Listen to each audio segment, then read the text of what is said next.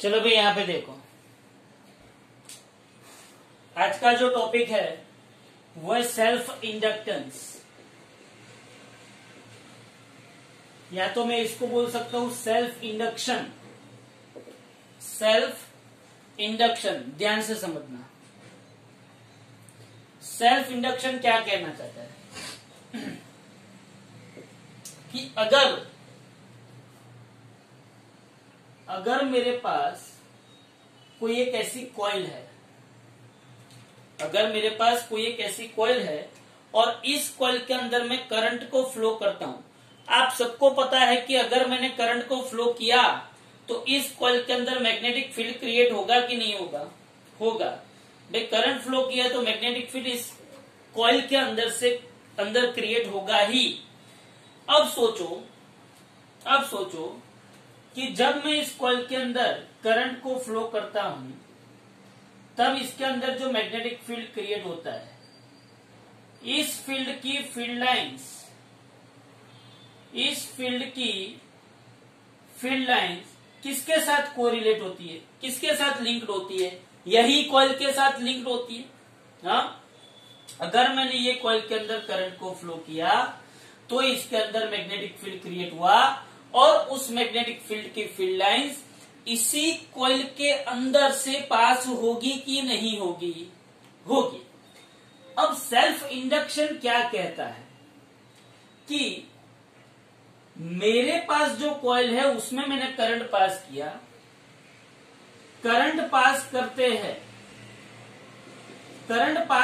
हैं कॉइल में से तो मैग्नेटिक फील्ड क्रिएट होता है। ओके, अब मैं क्या करता हूं, ये मैग्नेटिक फील्ड की magnetic field lines linked with the coil, वो कॉइल के साथ लिंक्ड होगी। जब मैं कॉइल के अंदर करंट पासिंग थ्रू कॉइल, जब मैं कॉइल के अंदर करंट पास करता हूं तब कॉइल के अंदर मैग्नेटिक फील्ड क्रिएट होती है और इस मैग्नेटिक फील्ड की मैग्नेटिक फील्ड लाइंस कॉइल के अंदर ही लिंक होती है, मतलब कॉइल के अंदर ही लिंक होगी। अब मैं ये जो करंट है, अच्छा, ये जो magnetic field lines link with coil, मतलब कि मैग्नेटिक फ्लक्स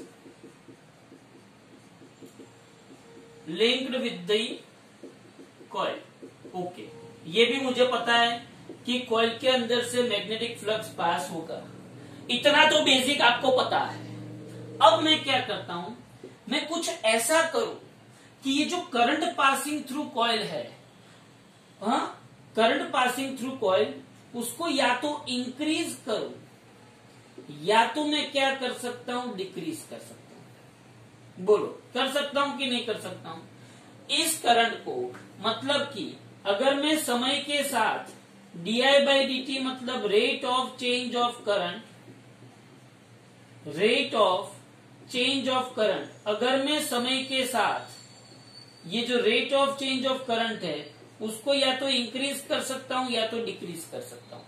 अगर मैंने ये करंट का चेंज मैंने इंक्रीज या तो डिक्रीज किया तो क्या आपको पता ही है कि मैग्नेटिक फील्ड जो है, जो जनरेट होगा, उसमें भी इंक्रीमेंट एंड डिक्रीमेंट आएगा। क्यों? क्योंकि इस करंट की वजह से magnetic field B proportional to क्या होता है, आई। क्योंकि हमारे पास इक्वेशन है कॉइल के अंदर मैग्नेटिक फील्ड का μ0 स्मॉल n इंटू आई। बोलो, ये पता है कि नहीं? सोलेनोइड के अंदर मैग्नेटिक फील्ड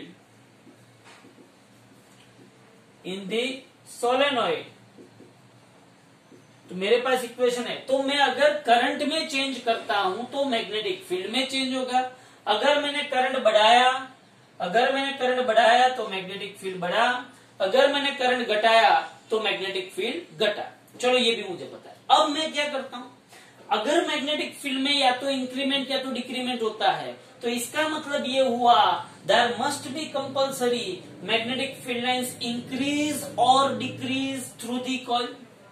और अगर मैग्नेटिक फील्ड लाइंस जो कॉइल के अंदर पास हो रही है वो इंक्रीज या तो डिक्रीज हो रही है। इसका मतलब ये हुआ कि कॉइल के साथ जुड़ा हुआ फ्लक्स भी या तो इंक्रीज होगा या तो डिक्रीज होगा।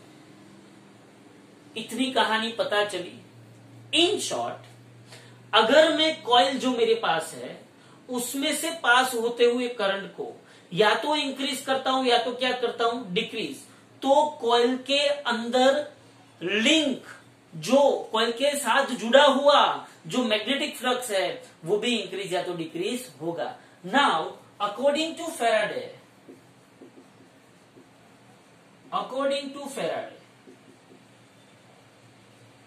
क्या है, change in magnetic flux, rate of change of magnetic flux, according to Faraday, rate of change in magnetic flux with respect to time linked with the coil will induced EMF in a coil।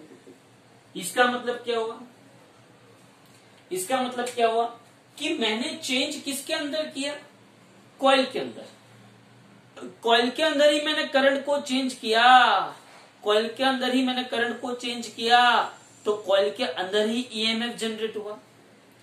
Coil में खुद ने ही अपने आप को कुछ change किया, coil का खुद का ही एक पैरामीटर चेंज हुआ, तो कॉइल के अंदर ही वही पैरामीटर जनरेट हुआ। इसका मतलब ये हुआ कि अगर ये इंड्यूस ईएमएफ क्रिएट हुआ तो कॉइल के अंदर इंड्यूस करंट क्रिएट हुआ कि नहीं हुआ, हुआ। कॉइल के अंदर इंड्यूस ईएमएफ इंड्यूस हुआ तो उसके मतलब ये हुआ कि करंट भी इंड्यूस हुआ, as well as current is also inducing. मतलब क्या कहना चाहते हैं, वोल्टेज तो ईएमएफ तो इंड्यूस हुआ ही, एज वेल एज करंट भी क्या हुआ, इंड्यूस हुआ। तो कहानी ये है, कहा सेल्फ इंडक्शन। सेल्फ इंडक्शन मतलब क्या कि मैं अपने वायर जो है, कॉइल जो है, वो अपने आप में ही ऐसा चेंज करेगी, अपने आप में ही करंट में ऐसा चेंज करेगी कि उसके साथ रिलेटेड फ्लक्स भी चेंज होगा। कौन सा फ्लक्स, मैग्नेटिक फ्लक्स। और अगर मैग्नेटिक फ्लक्स में चेंज होता है तो there must be induction of EMF and current occurs in a coil. This phenomena is known as self-induction. क्या बोलते हैं इसको, सेल्फ इंडक्शन। ध्यान से समझ में आ रहा है। तो यहां पे मैं आपको एक बात समझाना चाहता हूं, क्या कि चलो यहां पे देखो, तो ये जो सेल्फ इंडक्शन है, हाँ, ये सेल्फ इंडक्शन क्यों होता है कि मैं एक सिंगल कॉइल ले लूं, क्या ले लूं, हाँ, तो सिंगल कॉइल के अंदर, सिंगल आइसोलेटेड कॉइल के अंदर अगर मैं मैग्नेटिक फ्लक्स में चेंज करता हूं तो कॉइल के अंदर क्या क्रिएट होता है, इंड्यूस ईएमएफ क्रिएट होता है। तो by varying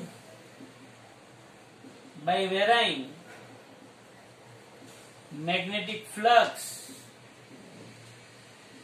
linked with coil, we can induce EMF in a coil.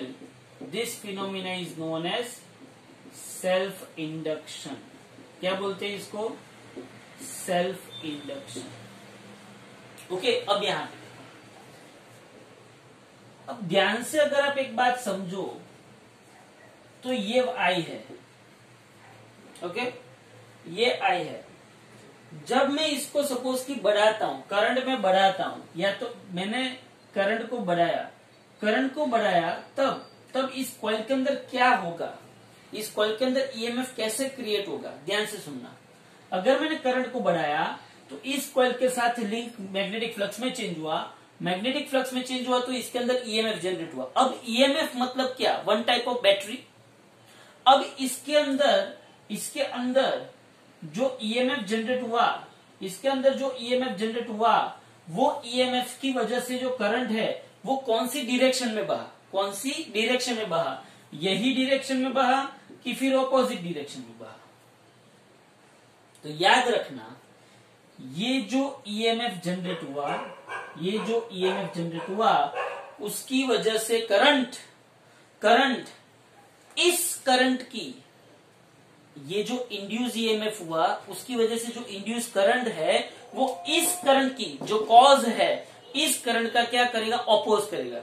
अब सोच मुझे इस करंट के ये जो करंट मैंने दिया वो कौन सी डायरेक्शन में, यही डायरेक्शन में है, तो मुझे मेरा जो इंड्यूस करंट हुआ होगा वो कहां पे होना चाहिए, ऑपोजिट डायरेक्शन में। ऑपोजिट डायरेक्शन में कब होगा, ऑपोजिट डायरेक्शन में कब होगा, जब ये पॉजिटिव और ये नेगेटिव बिहेव करेगा तभी ये होगा। तो आई इंड्यूस हुआ ये,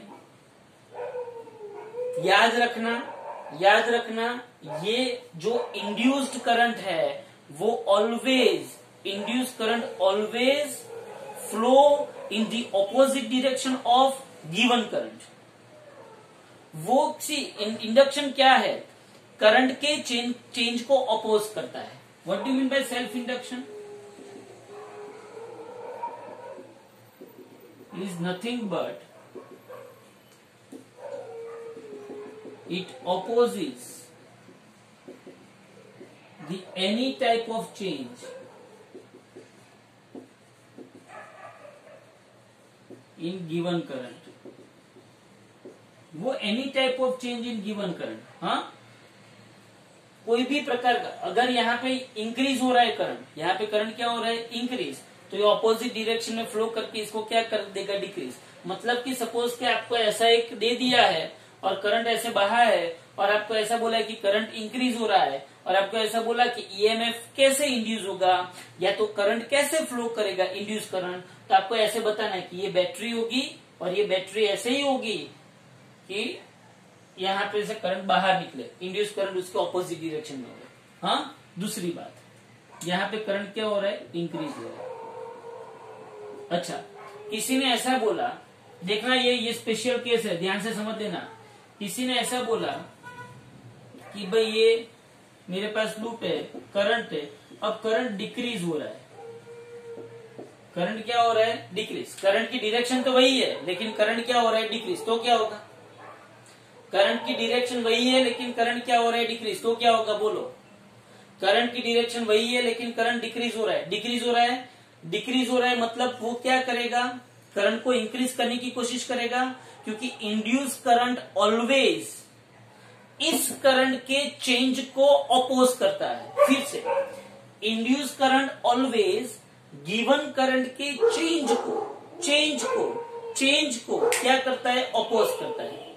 फिर से, induce current always opposes the change in given current.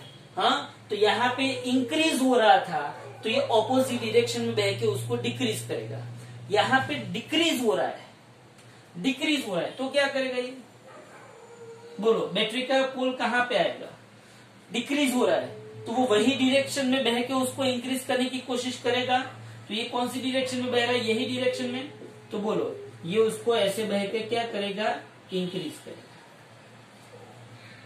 Okay, तो ये एक नोटेशन आपकी टेक्स्ट बुक में नहीं है, लेकिन आपको ये याद रखना है कि सेल्फ इंड्यूस ईएमएफ वही डायरेक्शन में करंट को बहाएगा कि जिससे वो गिवन करंट का चेंज का क्या कर सके, अपोज कर सके। ओके, तो ये बात हो गई सेल्फ इंडक्शन की। ये तो मैंने बेसिक बातें बताई, अब हम उसके इक्वेशंस डिराइव करेंगे। कैसे, ध्यान से सुनो। चलो इसका स्क्रीनशॉट ले लो, ध्यान से इसको अच्छी तरीके से देख लो, स्क्रीनशॉट ले लो इसका। चलो sir,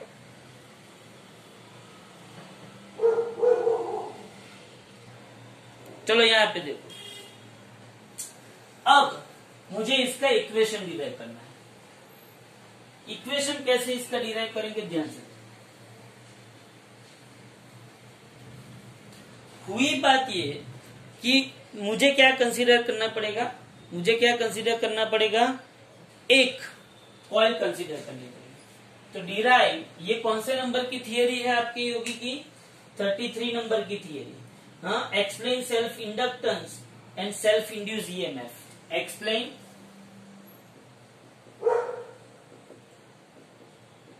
self inductance and also self induced EMF. ध्यान से सुनो. हाँ, consider a coil of having length L and number of turns N. Now,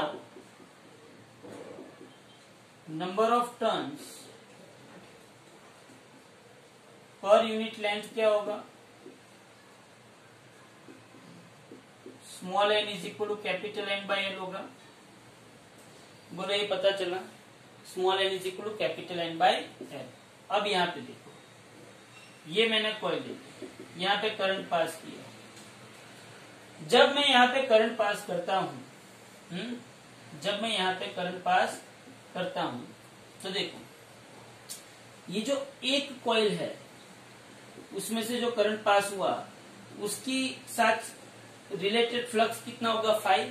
हाँ, तो 5 is magnetic flux linked with 1 turn. 1 turn के साथ मैग्नेटिक फ्लक्स कितना होगा? 5. ऐसे कितने नंबर ऑफ टन्स है? n नंबर ऑफ टन्स है. तो 1 टन में फ्लक्स अगर 5 को रिलेट होता है तो n टन्स में कितना टोटल फ्लक्स होगा? तो बोलो टोटल फ्लक्स कितना को रिलेट हुआ? Total flux 5 total is equal n5 हुआ. टोटल फ्लक्स कितना को रिलेट हुआ? n5. फिर से 1 टन के साथ कोरिलेटेड या तो लिंक्ड मैग्नेटिक फ्लक्स कितना है? 5. तो ऐसे n नंबर ऑफ टन्स है. कितने नंबर ऑफ टन्स है? n. तो n टन्स के साथ टोटल फ्लक्स कितना होगा? n5. Now if current increases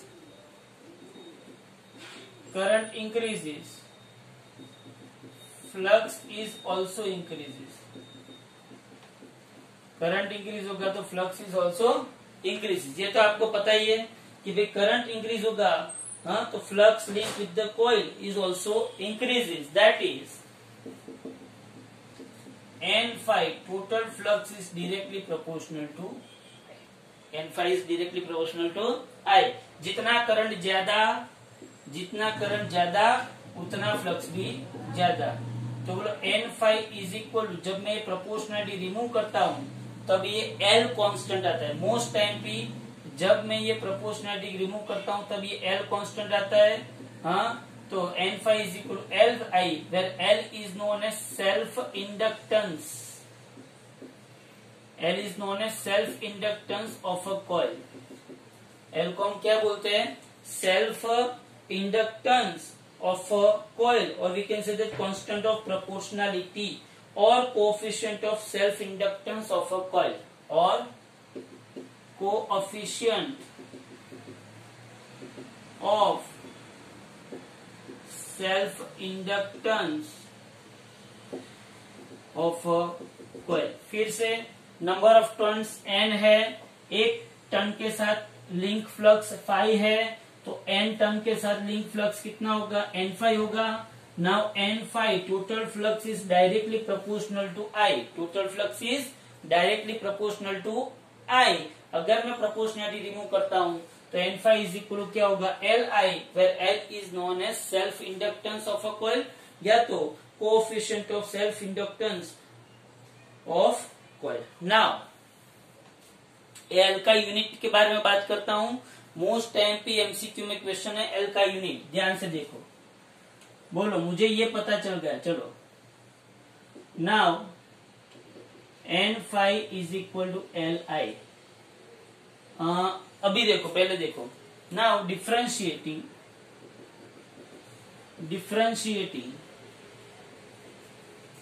both the sides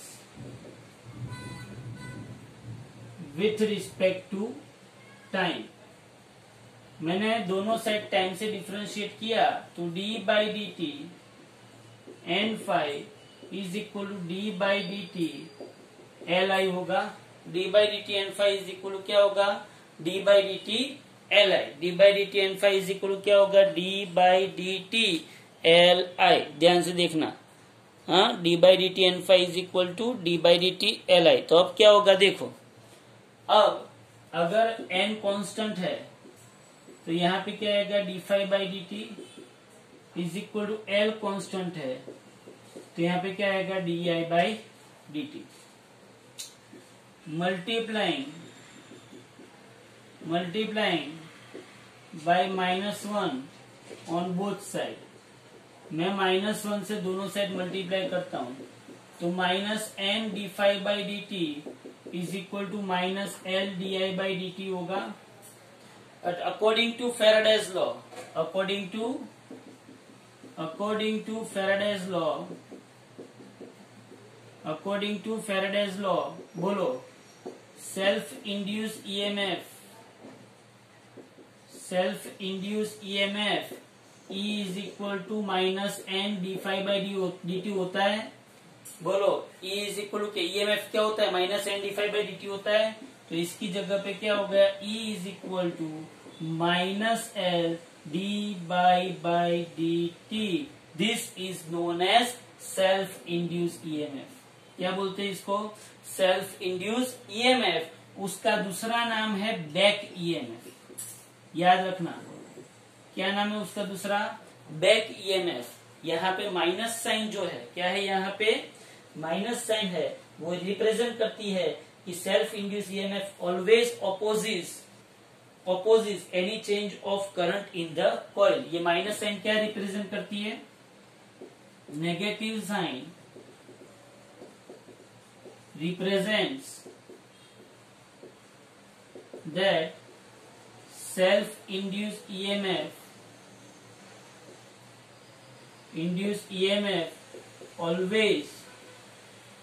always opposes the change in current in a coil। बोलो, पता चला? तो बोले आपको कौन सा बड़ा इक्वेशन मिला।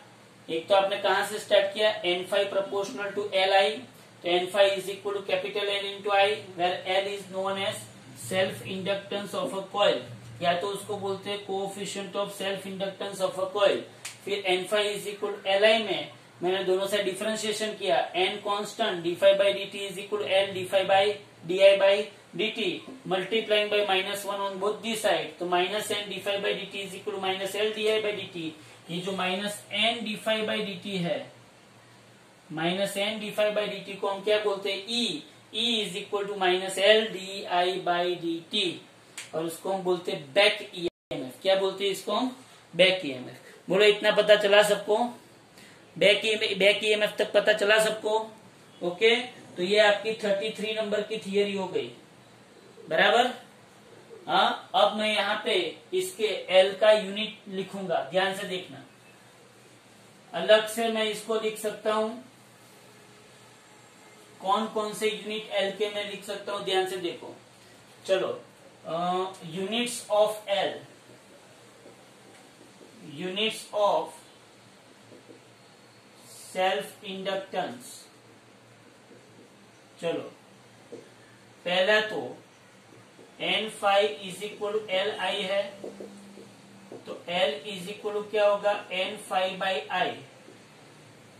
चलो, फाइव के बेस पे अगर आप देखने जाओ तो फाइव का यूनिट, फ्लक्स का यूनिट वेबर पर एम्पियर। तो ये पहला यूनिट हो गया, पहला यूनिट क्या हो गया, वेबर पर एम्पियर। फाइव का यूनिट वेबर और एम्पी करंट का यूनिट एम्पियर। तो पहला यूनिट क्या हो गया, वेबर पर एम्पियर। दूसरा यूनिट मुझे लिखना हो तो उसका दूसरा एक ऑलरेडी यूनिट है जिसको हम क्या बोलते हैं, हेनरी। क्या बोलते हैं, हेनरी। ये उसका दूसरा यूनिट है। अब के यूनिट जो हमें डिराइव करने हैं, तीसरा यूनिट जो डिराइव करना है, ध्यान से देखो। बोलो, ये दो यूनिट हो गए। अब देखो, E इज इक्वल टू क्या है, -l d I by D t है।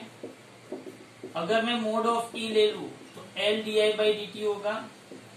बोलो, E का यूनिट वोल्ट, L का यूनिट ढूंढना है, ये एम्पियर, करंट मतलब एम्पियर और टाइम मतलब सेकंड हुआ, तो बोलो एल का यूनिट क्या हुआ, volt into second per ampere.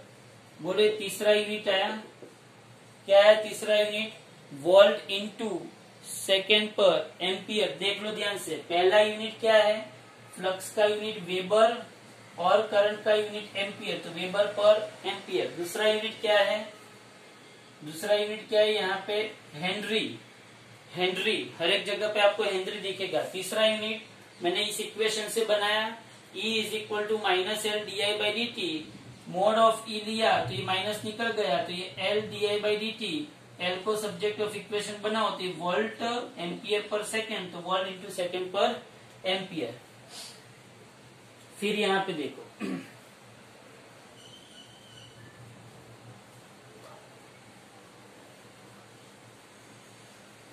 उसके बाद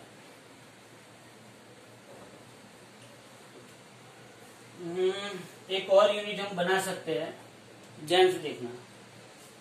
now W is equal to q into v, मतलब कि ये जूल है, ये कुलम्ब है और ये वोल्ट है, मतलब कि वोल्ट को मैं क्या लिख सकता हूँ, जूल पर कुलम्ब लिख सकता हूँ। Work is equal to charge multiplied by potential, तो वोल्ट को मैं क्या लिख सकता हूँ, joule per coulomb. So inductance l का यूनिट, इंडक्टेंस एल का यूनिट क्या आएगा, वोल्ट मतलब जूल पर कुलम्ब, और ये सेकंड और ये ampere. But 1 coulomb is equal to क्या होता है, 1 एम्पियर इंटू सेकेंड, तो बोलो एल का यूनिट क्या आएगा, जूल इंटू सेकेंड, और कुलम्ब मतलब एम्पियर इंटू सेकेंड, और ये एम्पियर, सेकेंड सेकेंड कट, तो बोलो इंडक्टेंस एल का यूनिट, तीसरा क्या है, जूल पर एम्पियर स्क्वायर।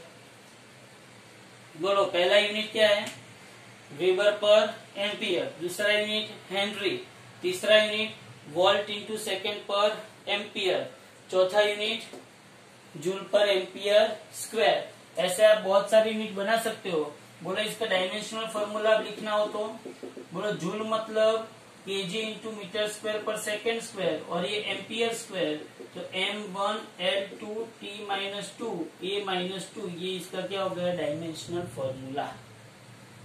बोलो यहां तक पता चला। तो ये हो गया सेल्फ इंडक्टेंस एल की बात। अब उसने ऐसा बोला है, अब उसने ऐसा पूछा है कि derive the expression for energy stored in magnetic field, derive the expression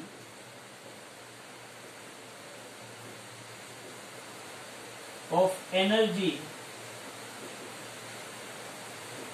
stored in magnetic field।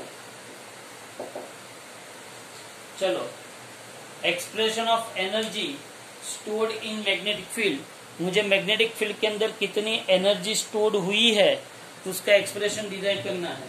हाँ,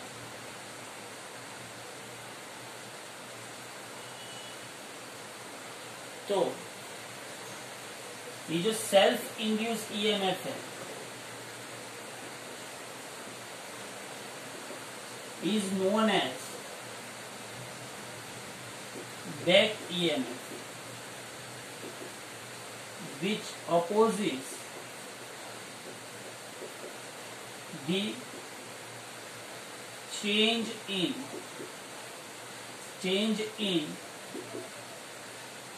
current in a coil। Self induce EMF या तो बैक ईएमएफ क्या करता है, करंट में जो चेंज होता है इसका अपोज करता है। क्या करता है, इसका oppose. Thus work is required to be done, thus the work is required shift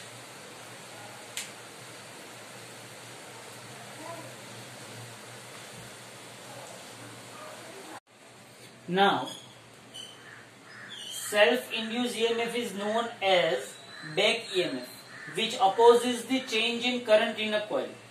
current के कॉइल के अंदर जो करंट बह रहा है वो इंक्रीज हो रहा है, तो जो बैक ईएमएफ होगा वो ऐसा करंट बहाएगा कि जो इस करंट का अपोज करे, मतलब इसको डिक्रीज करे। अगर ये करंट डिक्रीज हो रहा है तो बैक ईएमएफ इस करंट को इंक्रीज करने के लिए उसी डायरेक्शन में करंट फ्लो करेगा। मतलब कि बैक ईएमएफ जो है वो अपने मतलब कॉइल के अंदर जो करंट है उसको अपोज करता है, उसके चेंज को अपोज करता है। किसको अपोज करता है? उसके चेंज को। Thus the work is required to be done in establishing the current. The work is required to be done in establishing the current against the back EMF. Back EMF के against क्या होना चाहिए? Work done होना चाहिए, बराबर है। This work done is stored as a magnetic potential energy. Magnetic potential energy in a coil. Okay, किसकी क्या स्टोर होता है? मैग्नेटिक पोटेंशियल एनर्जी ना कॉइल। तो हमें उस एनर्जी का इक्वेशन डिराइव करना है। तो ध्यान से देखो एनर्जी का इक्वेशन हम कैसे डिराइव करेंगे।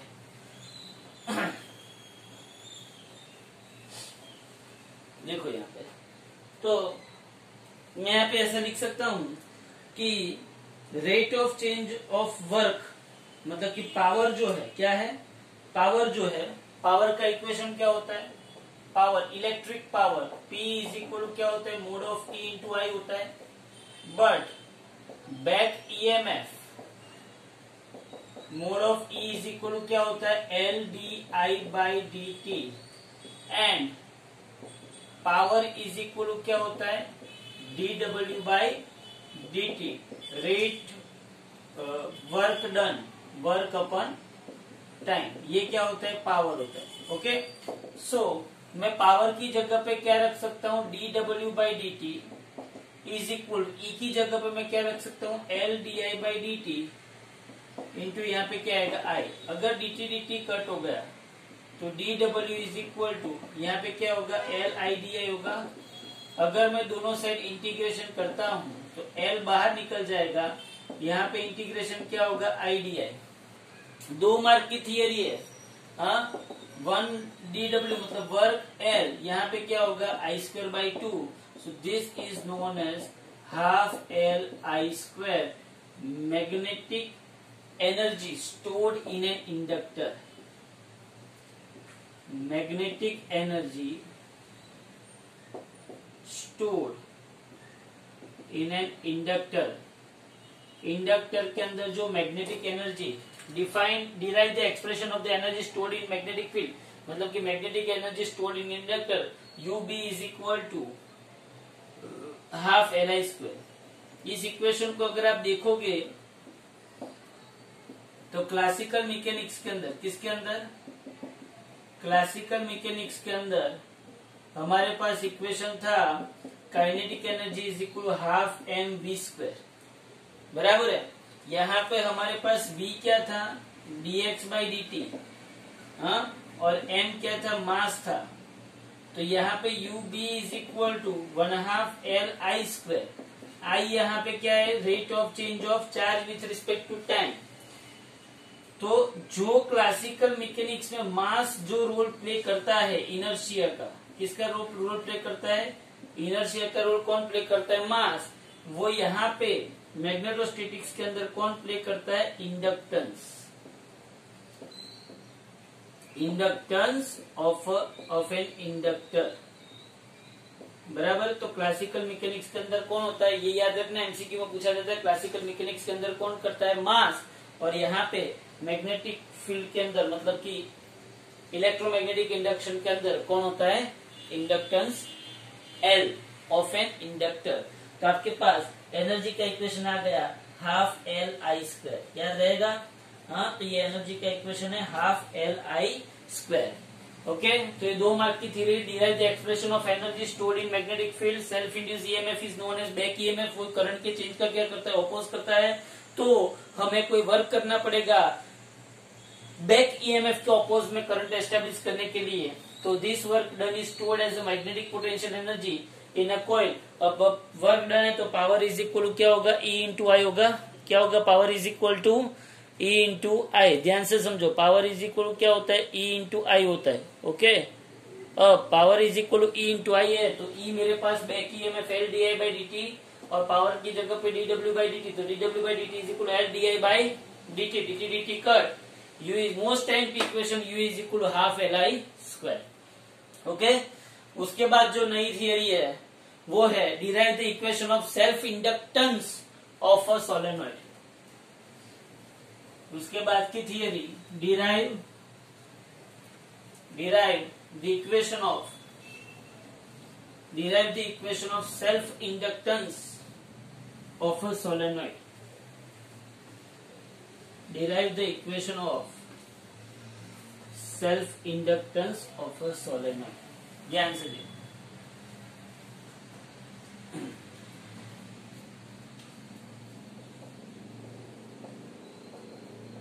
derive equation of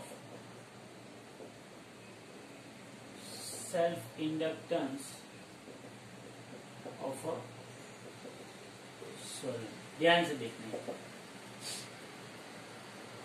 consider a solenoid.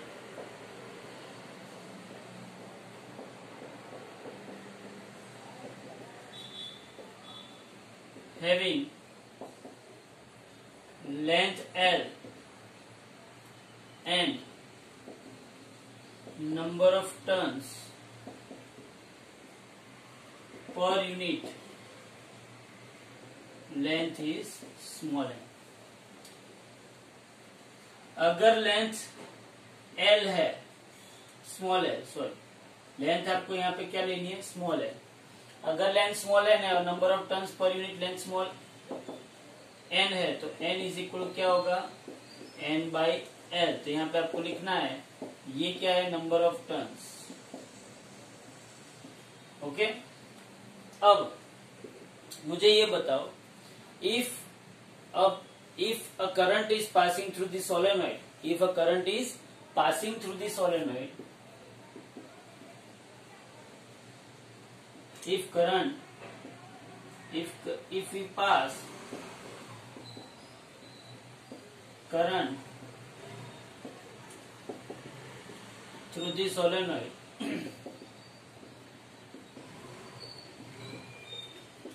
magnetic field is generated along the axis of solenoid,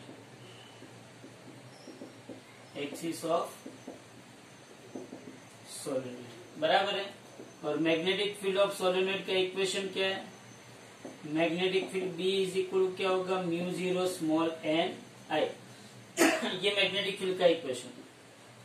okay, ये मैग्नेटिक फील्ड का इक्वेशन। अब क्या होगा, ध्यान से सुनो, अगर मैं बात करना चाहूं, ये मैग्नेटिक फील्ड का इक्वेशन है, B इज इक्वल क्या होगा, म्यू जीरो स्मॉल n आई।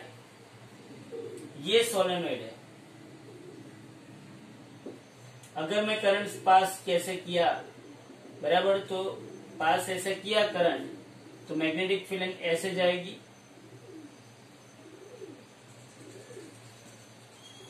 ओके, तो अलोंग दी एक्सिस होगी, अलोंग दी एक्सिस होगी।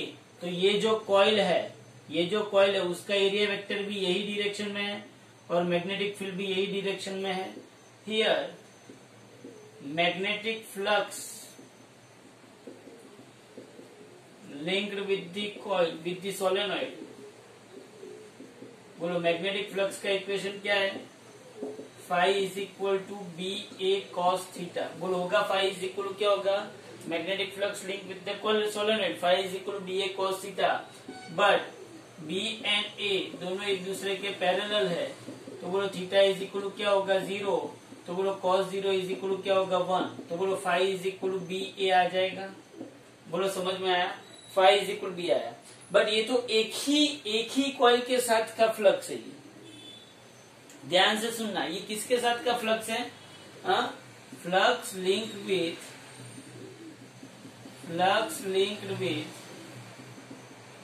वन कॉइल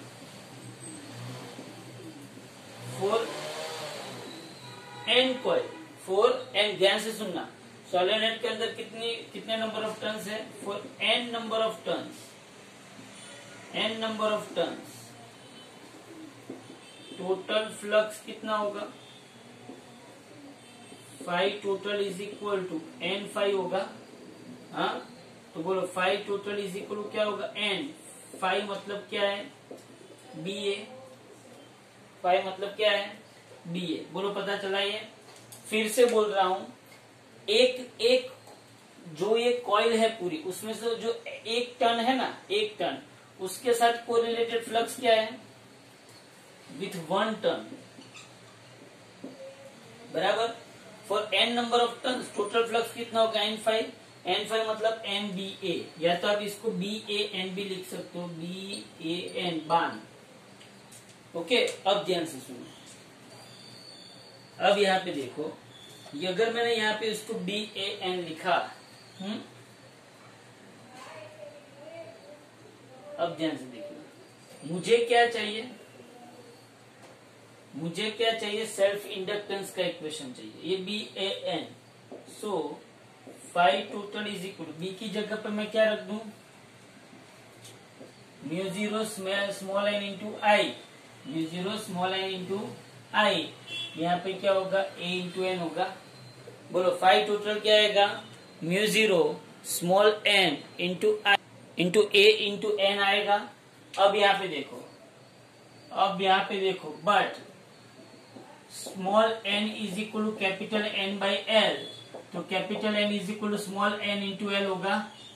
हाँ, तो phi total is equal to mu zero N I into A into L into N into L होगा। तो बोलो फाइव टी क्या होगा? म्यू जीरो एन स्क्वायर आई ए l. ये मुझे टोटल फ्लक्स मिला। देखो फिर से मैं बता रहा हूँ, small n is equal to capital N by L, B is equal to mu zero small n I. एक टर्न से टर्न के साथ फ्लक्स बी ए, तो एन नंबर ऑफ टर्न्स के साथ फ्लक्स बी ए एन बराबर है। बी की value mu zero small n I रखी, ए एज इट इज रखा, और capital N is equal to N into L रखा, तो म्यू जीरो एन स्क्वायर ए इंटू एल हो गया। But we know that N five is equal क्या होता है? ये फाइव टी मतलब एन फाइव है ना, एन फाइव इज इक्वल क्या होता है? एल आई होता है। हाँ, ये तो फाइव टोटल इज इक्वल क्या होता है? एल इंटू आई होता है कि नहीं होता है? हमने किया कि नहीं किया? ये क्या है?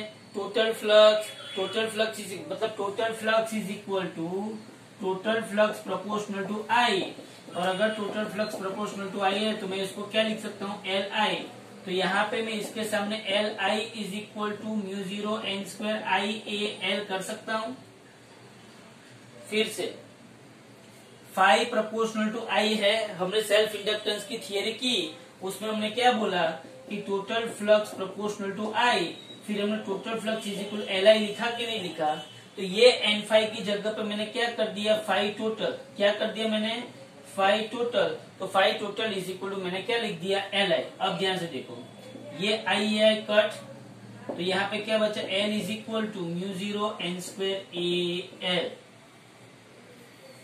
ये सेल्फ इंडक्टेंस का इक्वेशन है, लेकिन यही इक्वेशन को मैं थोड़ा सा अच्छी तरीके से लिखता हूँ। हाँ, ये इक्वेशन तो है ही, ये इक्वेशन क्या बोला जाता है? Self inductance of solenoid, most time equation. Capital L is equal to mu zero small n square A l.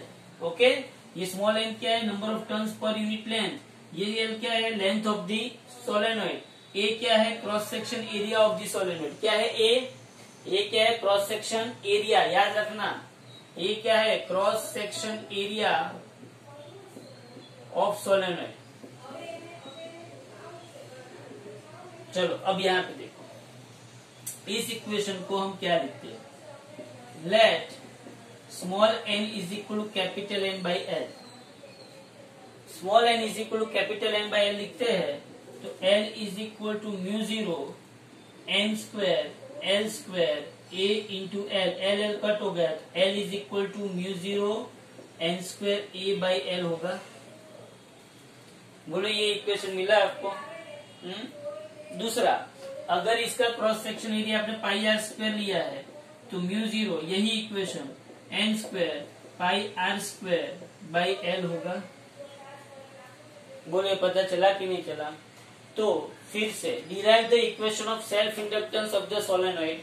ये सब तो कहानी क्या, ये कहानी तो बहुत छोटी सी है, ये मैंने बहुत बड़ा लिखा हुआ है, लेकिन consider a solenoid having length L and number of turns capital N. तो small n number of turns per unit length is equal to capital N by L होगा। बात खत्म। If current passing through the solenoid is I, तो magnetic field क्या होगा? B is equal to mu zero small n I होगा। ये बात खत्म हो गई।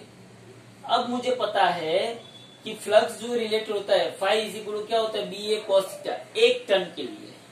और यहाँ पे जो डायरेक्शन में एरिया वेक्टर है वही डायरेक्शन में क्या है? मैग्नेटिक फील्ड है।